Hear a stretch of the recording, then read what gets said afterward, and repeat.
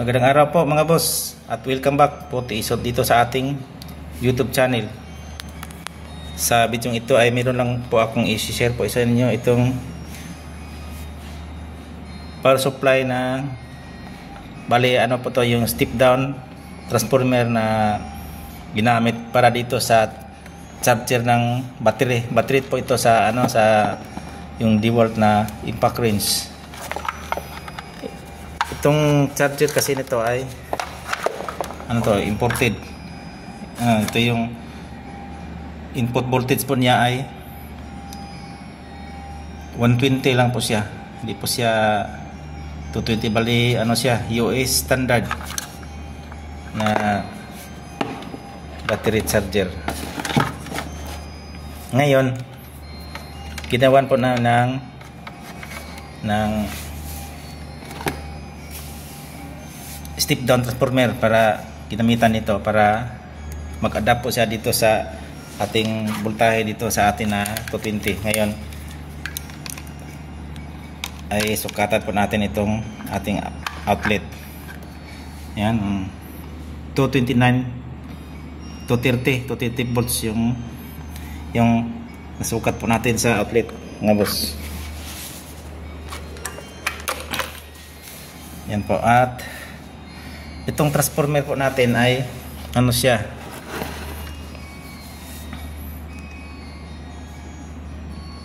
itong apat na screw dito, apat na terminal, bali dalawang winding. Kada winding po dito ay 220 volts, ito 20 din.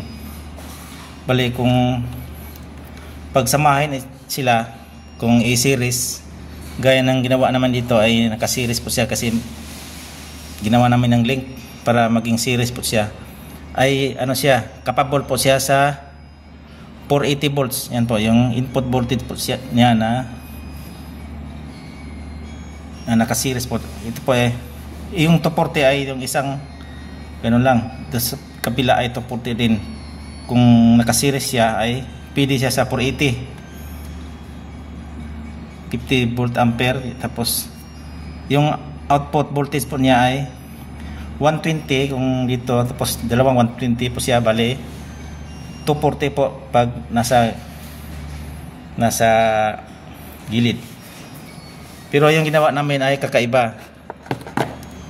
Ito ay ginawa namin 440 po siya, tapos yung output po niya ay kinunik po namin sa 220, bali 440 220 yung output, 440 yung in, yung out ay 440. Pero yung supply po na gagamitin po natin ay 220 po, ay sasaksak natin sa 220. Yan, sasaksak natin yan, tapos sukatan po natin ng voltahe. Kaya sandali lang, tanggalin po natin at tanggalin po natin itong harang para madali po natin sukatan. Yan.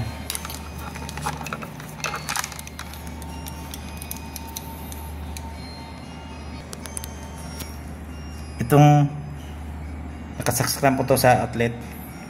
Itong tester po natin, naka-range po sa AC volts.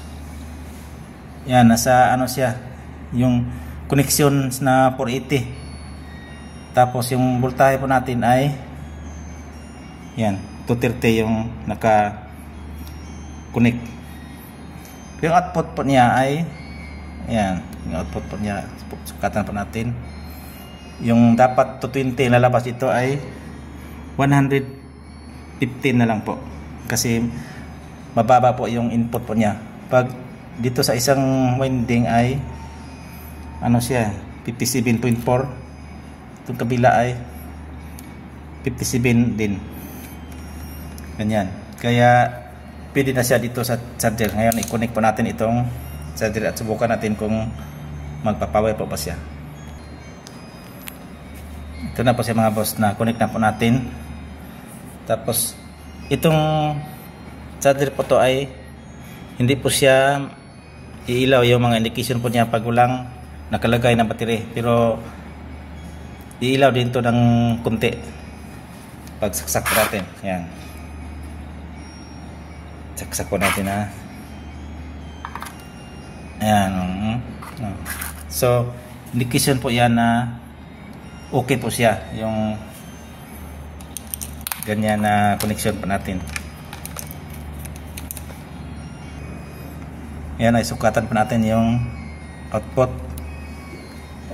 Yan 115 volts. So swak na swak po sa kanyang yung kanyang requirement na 120. Kasi 120 lang yung requirement po niya na voltahe mga boss. Pero pwede din po siya kung gustong hindi ganito ang ano, pwede na din po siya dito sa gilid. Hindi lang magpili lang kung saan diyan, dito wala na po itong jumper. Dito or dito, tapos itong sa primary side ay dito lang sa 20 po to 40 or dito sa kabila mag-output din po yan ng 115 dito sa gilid-gilid.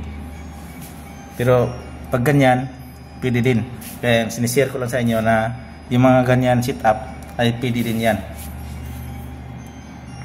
mag-output din siya ng mababa kasi mababa yung binigay na ano na voltage na sa primary. Ito lang po yung sisir ko sa inyo mga boss ngayon, at maraming salamat po sa pagsusubaybay at God bless po sa ating lahat.